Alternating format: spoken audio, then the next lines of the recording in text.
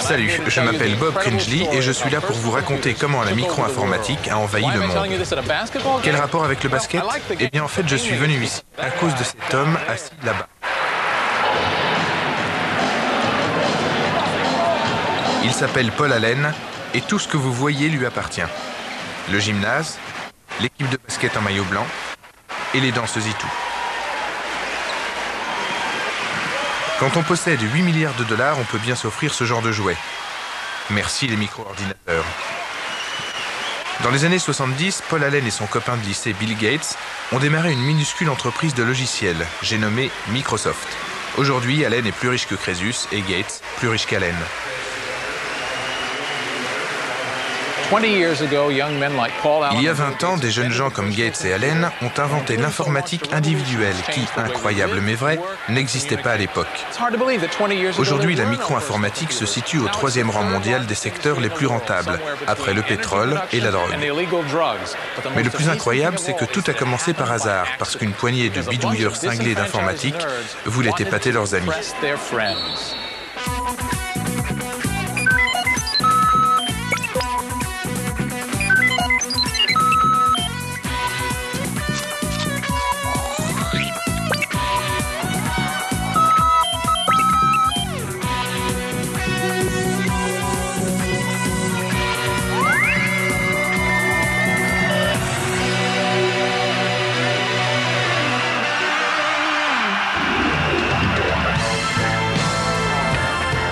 Ah, la Californie.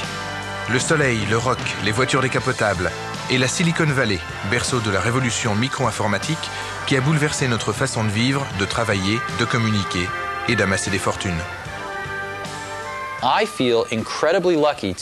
J'ai eu la chance phénoménale de me trouver exactement au bon endroit, à Silicon Valley, exactement au bon moment, quand cette invention a pris corps. On ne s'imaginait pas qu'on irait loin.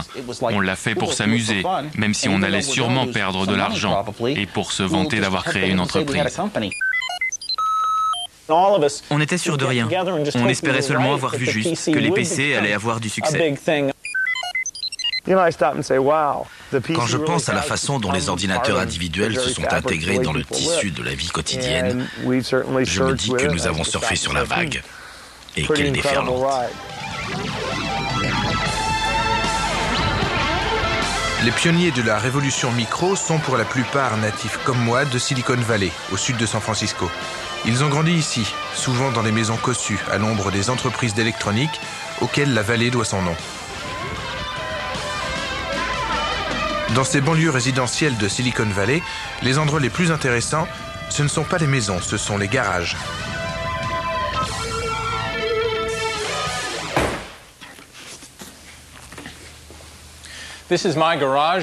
Voici mon garage et voilà mon bric-à-brac.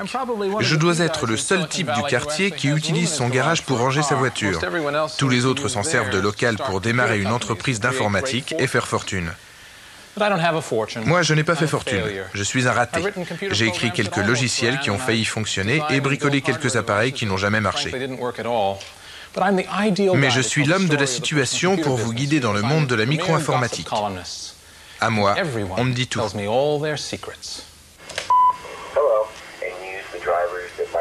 Là, c'est chez moi. Excusez le désordre. C'est ici que je concocte ma chronique de potin pour une revue d'informatique. Les industries en changement constant comme l'industrie micro vivent de rumeurs et de potins. Et moi, j'en ai fait mon gagne-pain. Mon adresse e-mail est inondée de renseignements confidentiels concernant aussi bien les défauts cachés des nouveaux logiciels que les pires gaudrioles. Ces pourvoyeurs de potins partagent les mêmes passions, le désir de dire la vérité et un amour sans borne pour la technologie. Ce sont ces cinglés d'informatique qui ont nourri de leur ferveur la révolution micro. Les comprendre, eux, c'est commencer à comprendre cette révolution. Et s'il y a un endroit au monde où on est sûr de rencontrer, c'est au Weird Stuff Warehouse, la boutique de bizarreries électroniques la plus courue de la côte ouest. Les fêlés des circuits. Chaque génération en produit son lot. Pendant que leurs camarades de classe jouent au baseball, ces informaticiens en herbe dénichent le circuit intégré de leurs rêves. You know, I'm interested in electronics and technologies and a hobby since I started when I was like 6 or 7, you know. How old are you now, Edwin? 10 right now. Les ordinateurs, c'est un hobby de garçon. L'obsession de spécimens bien particuliers qui préfèrent se colter avec un boîtier électronique plutôt qu'avec un monde plein de gens imprévisibles. Le spécimen technoïde type est un gringalet doté d'un gros cerveau et d'épaisses lunettes, aux antipodes de l'idéal viril du footballeur américain. En Amérique, on l'appelle nerd. Un nerd est quelqu'un qui téléphone aux autres pour leur parler de téléphone. Un nerd informatique est donc quelqu'un qui utilise un ordinateur dans le seul but d'utiliser un ordinateur.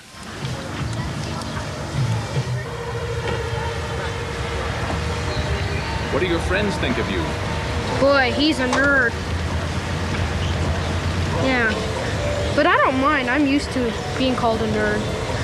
Can't have other people stop your dreams. Eh oui, à Silicon Valley, les petits garçons rêvent de devenir des jeunes hommes comme celui-ci. Graham Spencer est programmeur. Avec 5 copains d'université, il a fondé Architext, une entreprise de logiciels. Et pourquoi ces jeunes gens ont-ils décidé de monter une boîte ensemble? Pour la seule raison qu'ils s'aiment bien. Ça se passe comme ça à Silicon Valley. Et c'est aussi comme ça qu'Apple et Microsoft ont démarré. Comme les fondateurs de ces entreprises pionnières à leur époque, ceux d'Architext partagent un rêve technologique. De leur hobby d'enfant, ils ont fait leur profession. Et ils ont spontanément adopté la culture d'entreprise propre au secteur micro. Règle numéro 1, oubliez les horaires de bureau trop contraignants. Dans cette industrie, vous pouvez effectuer vos 100 heures de travail par semaine quand ça vous chante. On programmait pendant 2 jours d'affilée. De temps en temps, on était 4 ou 5, on sautait dans nos voitures et on fonçait au restaurant. À table, on parlait travail. Et il m'arrivait d'être tellement absorbé par la discussion que j'en oubliais de manger. Mais bon, on était une bande de copains. C'était le bon temps.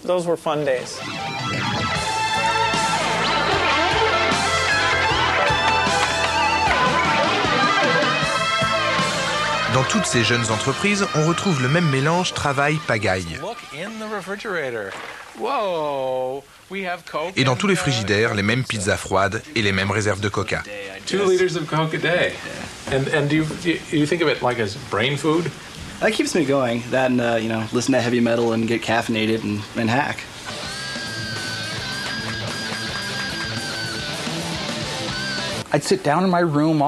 Je passais mon temps assis par terre, les plans de l'ordinateur éparpillés tout autour. Je me couchais toujours très tard et j'avalais des litres de coca. Ça faisait partie de cette vie.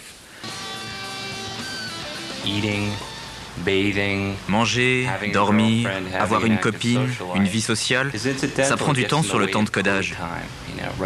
Rédiger du code, c'est la force motrice de notre vie.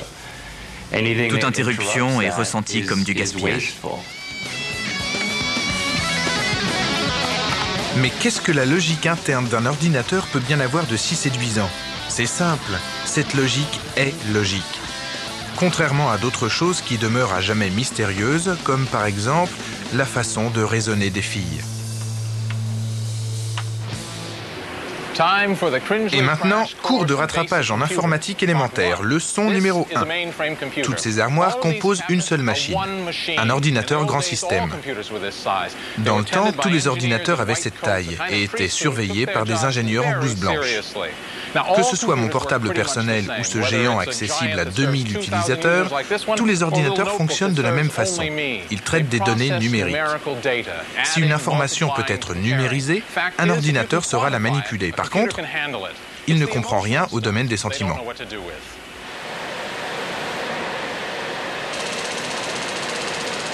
Pour parler à un ordinateur, il faut utiliser un langage machine, une combinaison de 1 et de 0 appelée code binaire. Programmer un ordinateur a d'abord consisté à manipuler des commutateurs ou à charger des bandes perforées. Des opérations pénibles et compliquées, d'autant plus compliquées que chaque type d'ordinateur utilisait un langage distinct. L'ENIAC, l'ordinateur de l'armée, savait calculer en 20 secondes la trajectoire d'un obus, mais il fallait 2 jours de programmation pour rendre possible ce calcul. Finalement, Grace Hopper, capitaine de la US Navy, résout le problème en inventant un langage de programmation, de l'anglais simplifié, que la machine est capable de traduire en code binaire. Dès lors, on peut utiliser un clavier pour écrire un programme, au lieu de s'enquiquiner avec les commutateurs. Ce premier langage, baptisé COBOL, ouvre la voie à d'autres, tels le Fortran ou le BASIC, qui contribuent à rendre les ordinateurs plus faciles à utiliser. Aujourd'hui, programmer consiste à taper de longues listes d'instructions sur le clavier d'un ordinateur.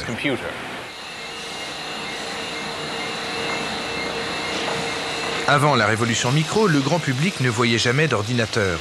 Ces machines géantes étaient dissimulées dans les sous-sols climatisés des banques et des compagnies d'assurance et n'avaient sur notre vie qu'une influence très indirecte.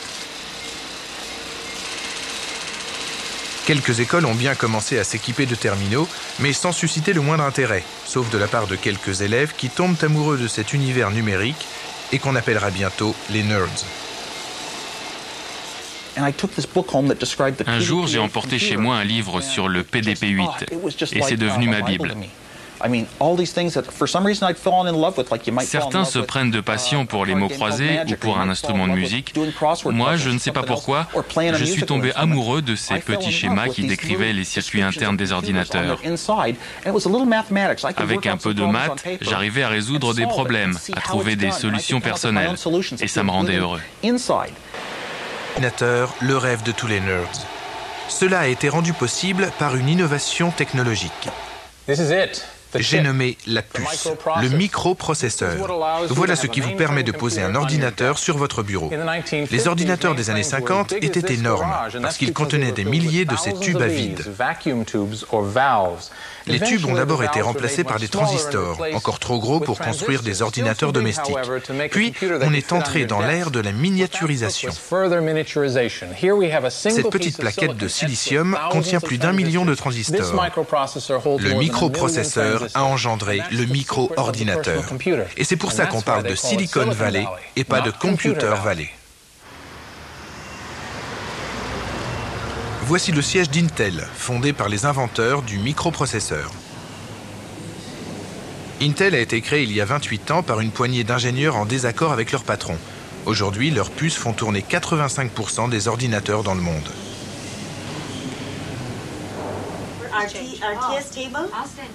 En même temps que la puce, Intel a inventé la culture informelle d'entreprise, toujours en vigueur à Silicon Valley. Pas de parking réservé, OK Bob au lieu de oui monsieur le directeur, et pas de bureau, seulement des box. Voilà le box du président. Gordon Moore est l'un des fondateurs d'Intel. Sa fortune dépasse les 3 milliards de dollars. Moi, si j'étais aussi riche, j'aurais un bureau, ou au moins une porte. Dans notre secteur, les gens qui comptent sont ceux qui comprennent ce qui bouge. Et ce ne sont pas forcément les dirigeants. Il est fondamental que ces gens-là jouent un rôle décisionnel. Nous nous sommes organisés pour que toutes les personnes compétentes aient leur mot à dire, quel que soit leur statut dans l'entreprise. En 1974, Intel produit la puce 8080, assez puissante pour faire fonctionner des ordinateurs. Mais bizarrement, à Intel, personne n'y pense. Leur produit est destiné aux machines à calculer et aux feux de circulation. Intel détient tous les éléments pour créer la micro-informatique, mais l'étincelle ne jaillit pas. Heureusement, elle s'allumera ailleurs. En janvier 1975, la couverture d'une revue annonce la naissance du premier micro-ordinateur, baptisé Altair 8800. C'est l'idée saugrenue d'un ancien officier de l'armée de l'air, Ed Roberts. Aujourd'hui, je me rends compte que c'était un projet mégalomaniaque. Si je devais le refaire maintenant, je renoncerais d'avance parce que je verrais tout de suite que c'est impossible. Mais à l'époque, on était jeunes et sans expérience. On ne savait pas qu'on ne pouvait pas le faire. En 1995, on a organisé une exposition pour célébrer le 20e anniversaire du célèbre Altair. Ed Roberts rappelle modestement qu'il a construit cet ordinateur pour la seule raison qu'il rêvait d'en posséder un lui-même. On était quelques-uns à mourir d'envie d'utiliser les ordinateurs. À l'époque, on n'en trouvait que dans les grandes compagnies. Il fallait obtenir une autorisation pour s'en approcher. En fait, personne n'y avait accès. Rien que l'idée qu'on pouvait avoir un ordinateur et l'utiliser comme on le voulait, c'était génial.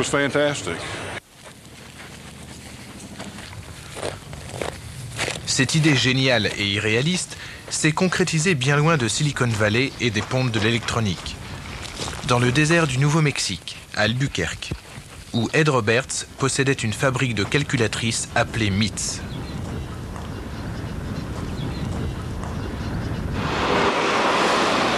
En 1974, MITS est au bord de la faillite.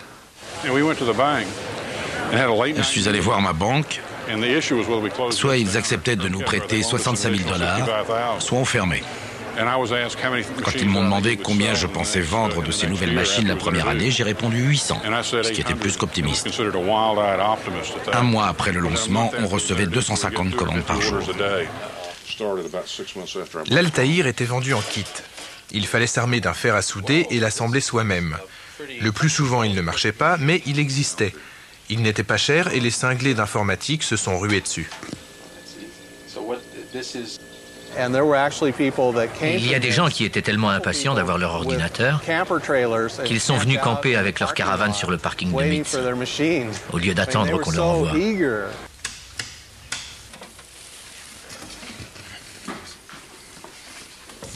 This is an Altair computer, the first personal computer. Moi aussi j'ai un Altaïr, et pas n'importe lequel. La deuxième machine fabriquée.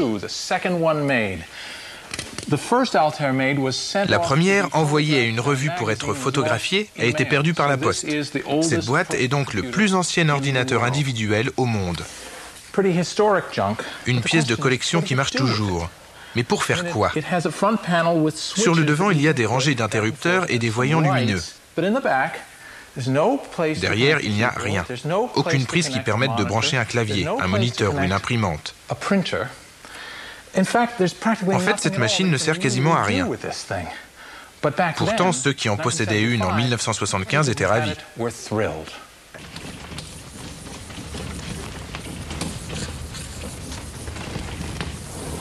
Très vite, les amateurs d'informatique forment des clubs pour parler de leurs nouveaux jouets. Celui de Silicon Valley, le Homebrew Computer Club, se réunissait dans une joyeuse pagaille tous les mercredis soirs sous la houlette du président Lee Felsenstein, qui faisait semblant de prendre son mandat au sérieux. J'ouvrais la séance en faisant un bruit infernal. C'était le seul moyen d'attirer l'attention dans ce chahut.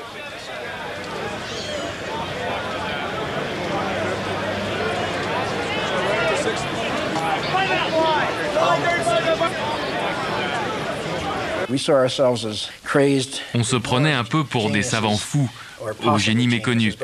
Mais tout ce qu'on voulait, c'était avoir un vrai ordinateur à nous. Roger Mellen et Harry Garland, tous deux propriétaires d'un Altaïr, avaient rejoint le club parce qu'ils se demandaient ce qu'on pouvait bien tirer d'un bidule aussi inutile. Au club, tout le monde était d'accord. Avec l'Altaïr, on tenait une solution. Il fallait trouver le problème.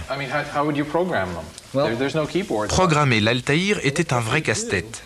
Pour lui faire exécuter une opération aussi simple que 2 + 2, il fallait d'abord manipuler 9 interrupteurs différents pour rentrer chacun des chiffres. Ajouter le signe plus, de nouveau 9 interrupteurs. Et si la troisième loupiote en partant de la gauche s'allumait, le résultat était 4. Eureka! À force d'expérimenter et de bidouiller, les membres du club finissent par faire quelques trouvailles qui leur ont laissé de bons souvenirs. Steve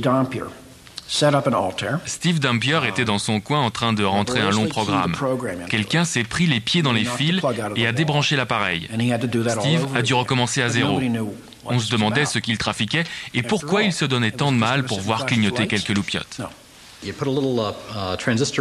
posait un poste de radio à côté de l'Altaïr et il se mettait à jouer de la musique.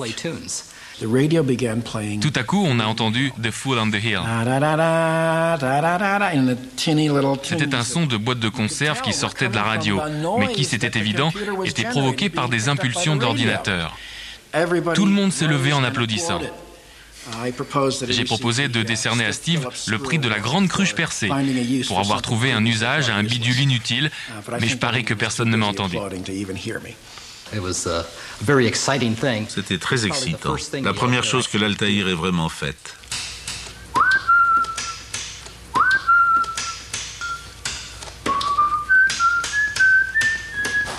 Pour améliorer les performances de l'Altaïr, il lui fallait un langage de programmation, une version du BASIC adaptée au petit ordinateur. Mais cet interpréteur BASIC n'existait pas encore parce que les experts s'accordaient à penser que même le BASIC n'était pas assez basique pour tenir dans la minuscule mémoire de l'Altaïr. Les experts avaient tort. L'homme qui apporta cet interpréteur BASIC à Ed Roberts revient aujourd'hui à Albuquerque. Cette fois dans son jet de 15 millions de $.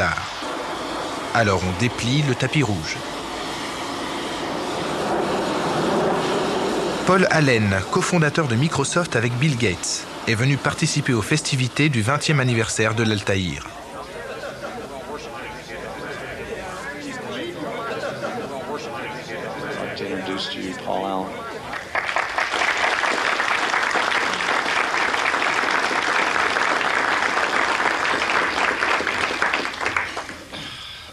Thanks, David.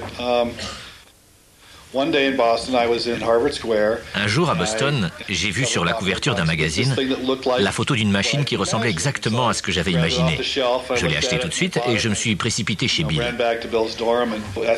Il était en train de jouer au poker comme d'habitude et de perdre de l'argent comme d'habitude. Enfin, pour la dernière fois. Paul m'a montré la photo, c'était clair, cette entreprise aurait besoin de logiciels. Bill a dit « Ok, on va appeler ces gens-là pour voir si cette histoire est vraie. » Ça commençait à bouger, comme on l'avait prévu depuis longtemps. Et cette industrie naissante n'allait pas attendre pour démarrer que j'ai terminé mes études à Harvard. Alors on a appelé Ed pour lui dire qu'on avait la version basique qu'il fallait pour sa machine, qu'elle était presque prête et qu'on voulait faire une démo. On a écrit un interpréteur basique et Paul a sauté dans un avion. Il a quand même dormi la veille et moi j'ai travaillé toute la nuit pour tout vérifier et revérifier. Je n'avais aucune idée de ce qui allait se passer. On n'avait jamais fait tourner le programme sur un vrai micro. Paul était très nerveux. On voyait qu'il se demandait si ça allait marcher. Aussitôt dans le bureau, il a commencé à charger les bandes perforées. J'étais mort d'angoisse. Je me disais, ça ne va pas marcher. Et ça a marché. Et ça a été capable de faire quelques trucs simples. Ça a été fabuleux quand Paul a appelé pour me dire que ça avait marché du premier coup. On a vu s'écrire « Memory Size ». Quoi? Ça a écrit quelque chose? C'était incroyable, le fait que ça ait réellement fonctionné. C'était une percée. Peut-être que Microsoft n'existerait pas si cet écran ne s'était pas animé. Tout pourrait être différent aujourd'hui.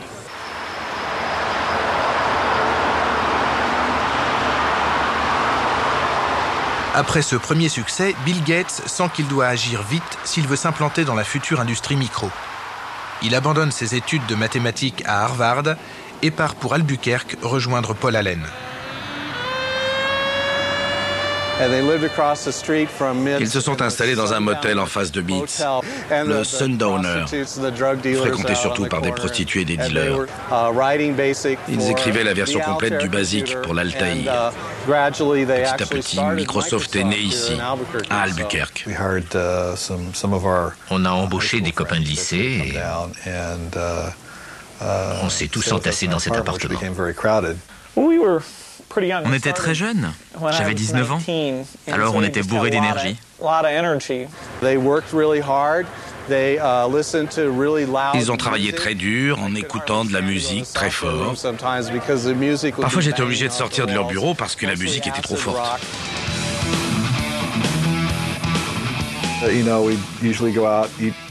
On sortait seulement pour aller à la pizzeria et voir des films d'action. Ils travaillaient toute la nuit. Parfois j'arrivais le matin et je trouvais Bill qui dormait par terre. Je connais encore le code source par cœur. On faisait notre travail avec amour. On peaufinait tous les détails. Et ce perfectionnisme a payé.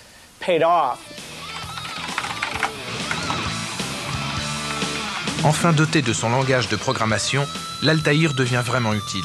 Des programmes sont écrits, des jeux, des traitements de texte, des programmes de comptabilité. En moins d'un an, des dizaines d'autres sociétés se mettent à fabriquer des micro-ordinateurs. Même s'il passe inaperçu parce qu'il ne s'adresse encore qu'aux amateurs bien informés, le marché du micro est né.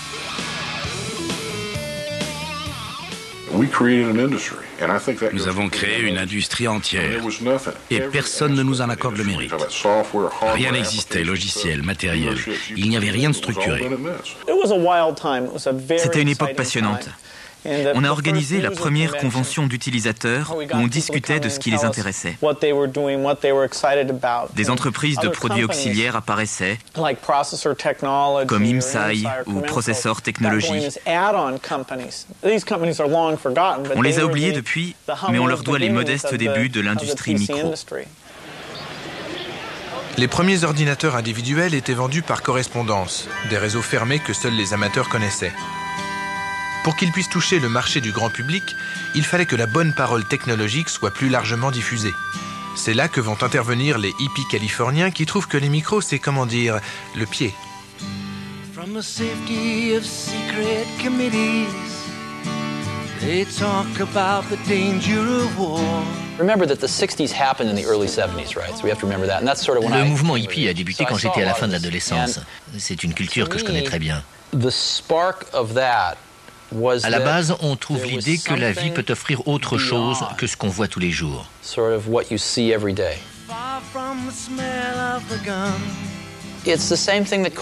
la même idée qui pousse les gens à vouloir devenir poètes au lieu de banquiers. Je trouve ça merveilleux. J'ai la certitude qu'on peut intégrer cet état d'esprit dans des produits fabriqués en usine et que les gens sentent la différence.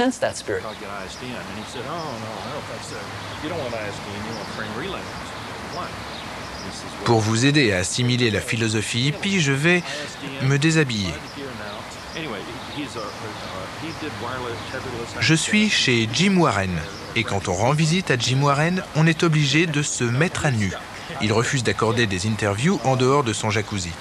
On l'aura compris, Jim Warren est un hippie depuis toujours.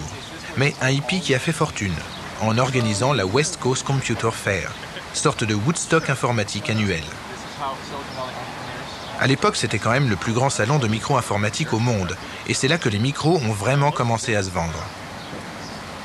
Jim est persuadé que la contre-culture des hippies californiens a joué un rôle moteur dans l'évolution des micros.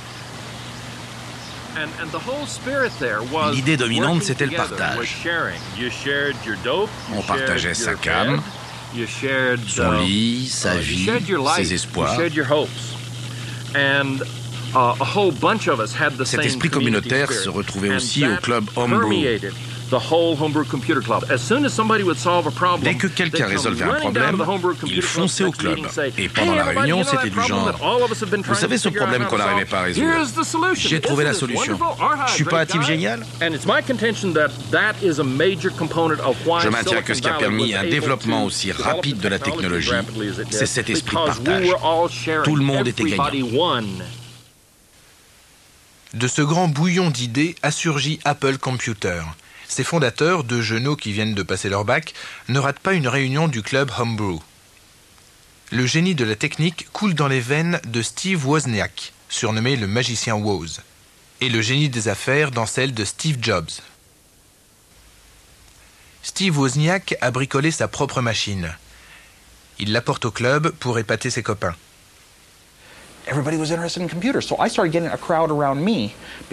J'étais trop timide pour prendre la parole pendant les réunions. Mais après, les gens venaient voir l'ordinateur que j'avais construit. Chaque semaine, je l'améliorais un peu. Je les laissais se servir du clavier et je leur expliquais comment ça marchait. Aujourd'hui, je saurais aller voir les gens et me montrer plus promotionnel. Mais à l'époque, je ne savais que répondre à des questions précises. Mais quand même, je suscitais pas mal d'intérêt au club. Steve l'a remarqué et m'a dit « On va monter une société pour vendre ce machin ». Il a trouvé le nom d'Apple et voilà comment tout a commencé.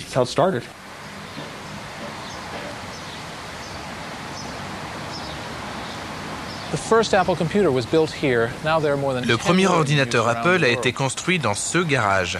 Et j'y étais, enfin, pendant une journée. J'ai été l'employé numéro 12 d'Apple. Ils m'avaient embauché pour faire un jour de manutention. L'entreprise est à court de liquidités, m'a dit Steve Jobs, et il a offert de me payer en actions. J'ai refusé, ma mère me le reproche encore aujourd'hui. L'Apple I n'était pas vraiment un ordinateur. Tout juste une carte de circuit sans boîtier ni clavier. Pourtant, Steve Jobs se débrouille pour en vendre 50 exemplaires. Il acquiert alors la certitude qu'il existe une foule de clients potentiels pour un vrai micro et se met à rêver à l'Apple II. Trop cher et trop compliqué à fabriquer, parce que nécessitant trop de puces. Mais Woz le magicien ne sait pas ce que veut dire infaisable. Je me suis dit, pourquoi l'ordinateur et le moniteur devraient-ils avoir chacun leur mémoire? Ils n'ont qu'à partager la même. Ça faisait des puces en moins. Et je me suis plongé dans les manuels et j'ai déniché une puce qui faisait le même travail que 5 autres. Comme ça, petit à petit, j'ai réduit le nombre de puces. Résultat, génial, un ordinateur avec écran couleur sur lequel on pouvait programmer des jeux ou tout ce qu'on voulait. C'était la machine dont j'avais toujours rêvé pour moi-même. Et Steve m'a dit, je crois qu'on va pouvoir en vendre 1 millier par mois. 1 millier, c'était complètement invraisemblable. Mais pour lancer la fabrication, il nous fallait quelques centaines de milliers de dollars. Pour nous, c'était une somme énorme. On n'avait pour ainsi dire rien sur notre compte en banque. Alors je suis parti à la chasse aux capitaux. À 19 ans, Steve Jobs relève le défi. Il faut convaincre des financiers qui investissent dans les activités de pointe. Il rencontre Arthur Rock, l'inventeur du financement de l'innovation et un des fondateurs d'Intel. Il portait des sandales et avait les cheveux longs, très longs, barbe et moustache aussi. Mais il s'exprimait remarquablement. La première fois qu'il est venu me voir, il était dans une période où il avait décidé de ne manger que des fruits. Malgré le côté hors norme du jeune entrepreneur, Arthur Rock se lance dans l'aventure. Il accorde les fonds nécessaires pour faire fabriquer 1000 Apple II dans une usine de Silicon Valley.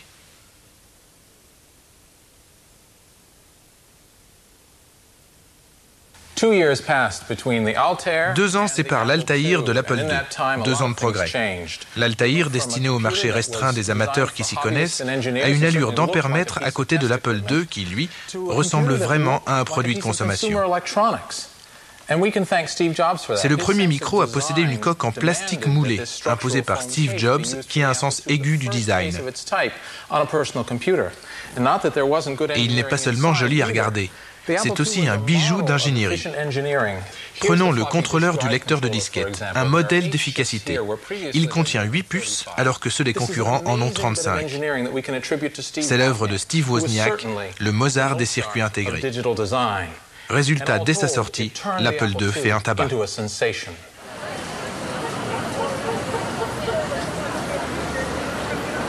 Le lancement a lieu en 1978 au Salon de l'informatique organisé par Jim Warren. Parmi les dizaines d'exposants, une seule compagnie propose une machine qui ressemble réellement à un micro-ordinateur moderne et non à un kit de bidouilleur.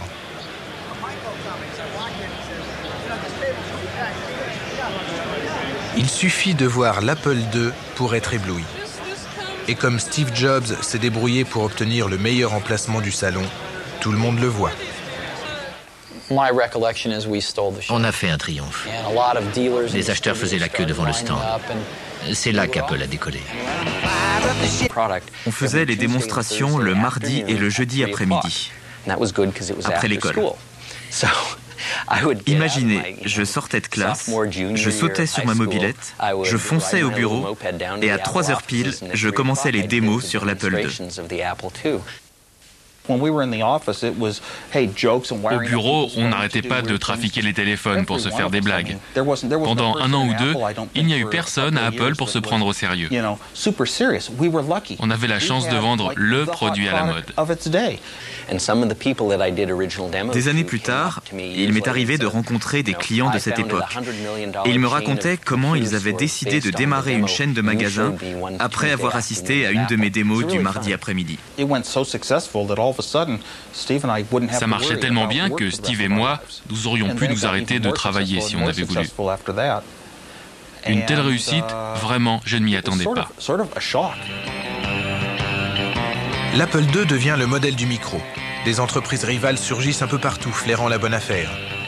Mais le marché du micro est toujours limité au marché des amateurs, des barbus qui trouvent qu'un micro fait merveille pour contrôler un réseau de trains électriques.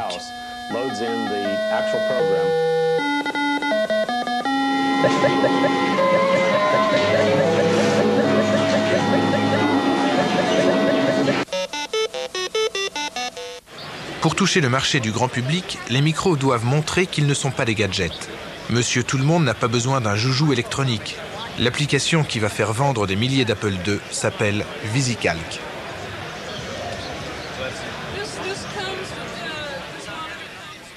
C'est le premier tableur. L'œuvre commune d'un étudiant de l'école de gestion d'Harvard, Dan Bricklin, et d'un programmeur, Bob Frankston. Un tableur, c'est une feuille de calcul électronique. L'idée germe dans le cerveau de Dan Bricklin pendant un cours de planification financière. À l'époque, les feuilles de calcul sont des tableaux noirs remplis de chiffres en lignes et en colonnes. Les entrées et sorties financières de l'année en cours et les prévisions pour les années à venir. Le tableau est structuré de façon à ce que les valeurs soient reliées entre elles. Modifier un chiffre exige de recalculer tous les autres chiffres qui en dépendent. Se tromper une fois provoque une série d'erreurs en chaîne. Le professeur proposait divers scénarios aux étudiants qui devaient calculer de quelle façon chacun d'entre eux affecterait les bénéfices d'une entreprise fictive.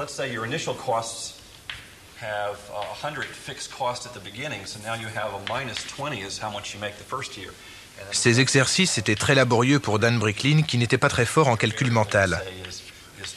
Et il rêvait d'un ordinateur qui viendrait remplacer toutes ces opérations manuelles très ennuyeuses.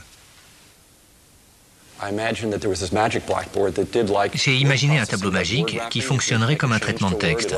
Quand on change un mot, il repagine automatiquement. L'idée du tableur, c'est que quand on change un chiffre, il recalcule automatiquement toutes les valeurs qui en dépendent. Pour gagner du temps, Dan Bricklin demande à son ami Bob Frankston de l'aider. Ils se partagent la tâche. Dan analyse et peaufine le concept. Bob rédige les lignes de code. En quelques mois, le travail est bouclé. Bon, je vais remplacer 100 par 4321. Ça y est, c'est recalculé. Quel temps gagné. Tous ceux qui le voyaient l'achetaient. Je me souviens de l'avoir montré à un comptable près d'ici. Il s'est mis à trembler. Ce qui me prend des journées, je pourrais le faire en 1 heure. Les gens brandissaient frénétiquement leur carte de crédit. Quand je revois ces gens maintenant, ils me disent « Vous avez changé ma vie. Faire de la compta est devenu amusant. »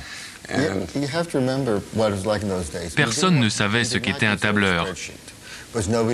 J'ai choisi le nom VisiCalc parce qu'il faisait bien passer l'idée d'un calcul immédiatement visible.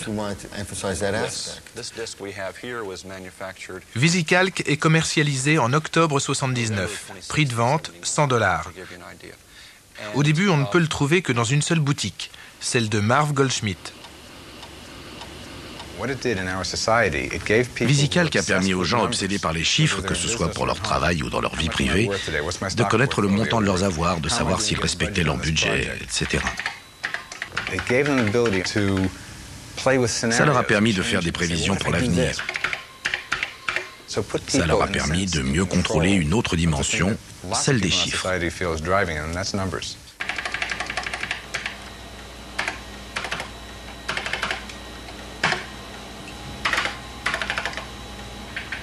Les ventes de VisiCalc décollent très rapidement. Les petits patrons et les cadres financiers se jettent sur ce programme capable de prédire l'avenir en un clin d'œil. Et par la même occasion, ils se jettent sur l'ordinateur pour lequel VisiCalc a été conçu, l'Apple II.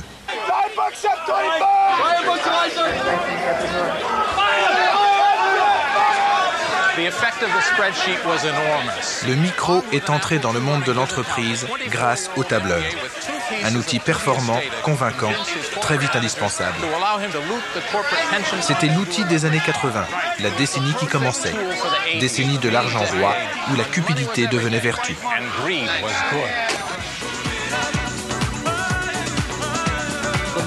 C'est l'époque des Golden Boys, où les jeunes diplômés veulent tous faire une carrière éclair à la bourse, où les fortunes s'amassent et se désintègrent en 1 minute. C'est l'époque des yuppies et de leur étalage de luxe.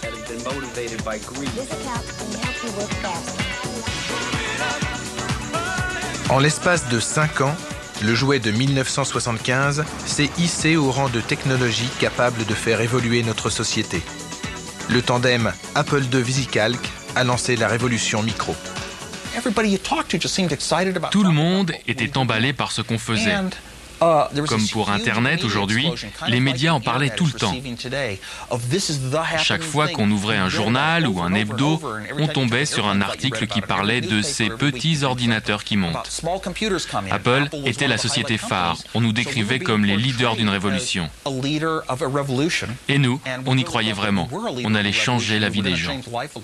Une réussite prodigieuse pour une entreprise née dans un garage seulement 3 ans plus tôt. Une réussite qui n'a pas souri à tous les pionniers de la micro. Dan Bricklin décida de ne pas breveter son idée de tableur. D'autres s'en emparèrent et il n'a touché aucun droit sur les millions de tableurs, autres que VisiCalc, vendus dans le monde depuis 1979.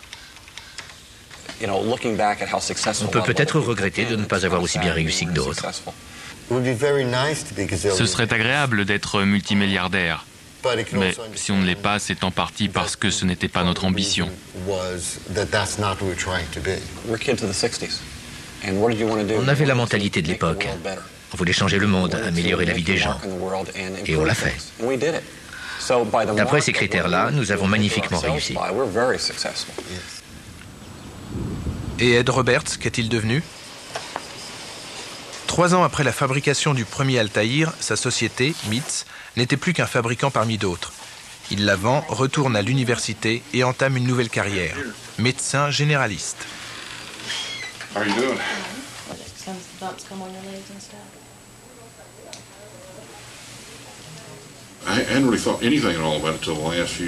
ne pensais plus à tout ça depuis des années, mais récemment des gens ont commencé à s'attribuer tout le mérite de ce que nous avons réalisé à MITS. C'est nous qui avons sué et travaillé, et ils essayent d'en récolter les lauriers, c'est frustrant. L'inventeur du premier micro-ordinateur n'a jamais fait fortune. Par contre, ceux qui ont su exploiter l'idée... En 1980, Apple est introduite en bourse.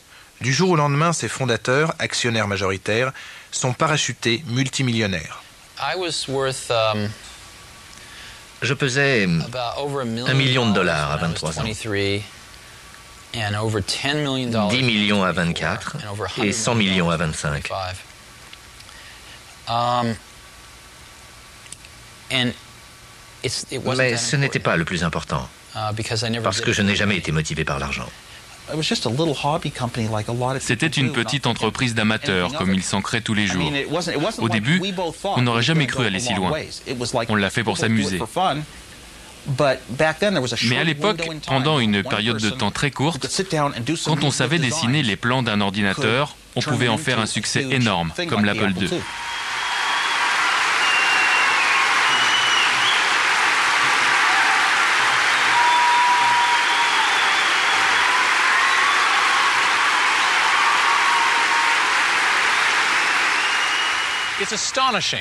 Rappelons-nous qu'au début 1975, c'est incroyable, personne ne possédait de micro-ordinateur.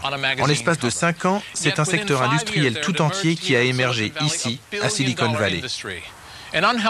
Un secteur qui pèse déjà plus d'1 milliard de dollars, créé par des adolescents qui ont fait de nous tous des nerds. La demande est énorme et les nouvelles entreprises poussent comme des champignons. En tant que champignon numéro 1, Apple s'est approprié 50% du marché. Mais le croque-mitaine n'est pas loin. Il existe une entreprise dont le nom est synonyme d'informatique. Une multinationale qui entend régner sans partage sur le marché des ordinateurs, gros ou petits.